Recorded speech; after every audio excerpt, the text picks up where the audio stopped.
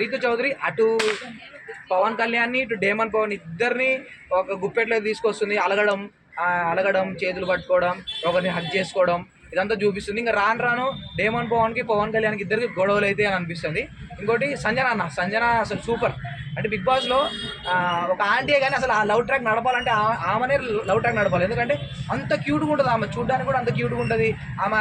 అంటే face feelings కూడా అట్లనే పెడుతుంది. అంటే బిగ్ బాస్లో అవసరం లేని అంటే నార్మల్ కంటెంట్ నడిచేటప్పుడు మంచి కంటెంట్ ఇస్తుంది. థమ్స్అప్లు దాచిపెట్టడం, గేమ్స్ దాచిపెట్టడం ఏదైనా నడుస్తుంది. ఇంకోటి సుమన్ శెట్టి గారిని రీసెంట్గా ఆ డేమన్ పవన్ తోసేదాన్ని బాగా హైలైట్ చేసి చూపిస్తున్నారు. అంటే బిగ్ బాస్ చూడని వాళ్ళు ఉంటారు కదా, వాళ్ళు ఆ షార్ట్స్ కట్ చేసి అంటే మన ఆయనకి షెట్టిని లేపుదామని చూస్తున్నారు. కానీ అంత అయితే ఏం అనిపించలేదు. ఎందుకంటే గేమ్లో పార్ట్ అది. అదే గేమ్లో మన ఆ షెట్టిని డేమన్ పవర్ ఇట్లా గట్టిగా ఒత్తి కాలు గుంజి తోసేశాడు.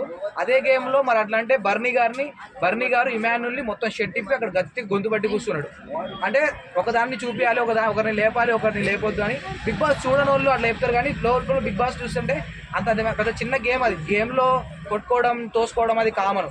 మరి అది ఇంకోటి ఏంటంటే తనుజ బాగా ఆడుతుందన్న, ఇంకోటి షెట్టి బాగా ఆడుతున్నాడు. షెట్టి కూడా చాలా బాగా ఆడుతున్నాడు. కానీ నిన్న కొట్టేశాడు.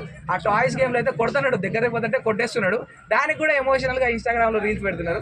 అంటే ఇక ఓట్ బ్యాంక్ చేద్దామని చూస్తున్నారు. కానీ ఆయనకి ఎమోషనల్ బాగా వర్కౌట్ అవుతుంది. షెట్టికి బాగా ఎమోషనల్ వర్కౌట్ అవుతుంది.